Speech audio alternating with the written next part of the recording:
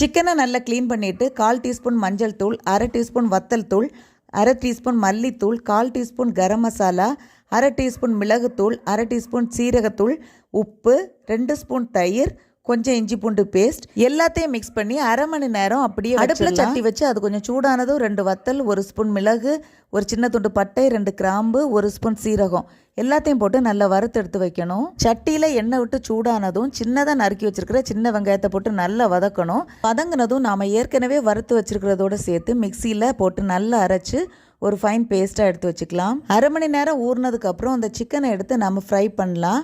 ஒரு பக்கம் நல்லா வெந்து செவந்ததுக்கப்புறம் நாம் திருப்பி போடலாம்.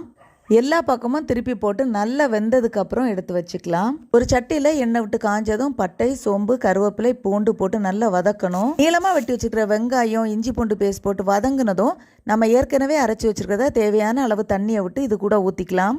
தேவையான அளவு மஞ்சள் தூள், மிளகு தூள், உப்பு சேர்த்து நல்லா கொதி வந்ததும் நாம் ஏற்கனவே பொரிச்சு வச்சிருக்கிற சிக்கனை போட்டு நல்லா மிக்ஸ் பண்ணி விட்டுடலாம். கொஞ்ச நேரத்திலே இந்த கிரேவி நல்லா திக்காக ஆரம்பிக்கும். நமக்கு தேவையான அளவு வந்ததும் நாம் இதை அடுப்பில் இருந்து எடுத்துடலாம். பார்க்குறதுக்கு எவ்வளோ அழகாக இருக்கோ அதே மாதிரி இது சாப்பிட்றதுக்கும் ரொம்ப ருசியாக இருக்கும்.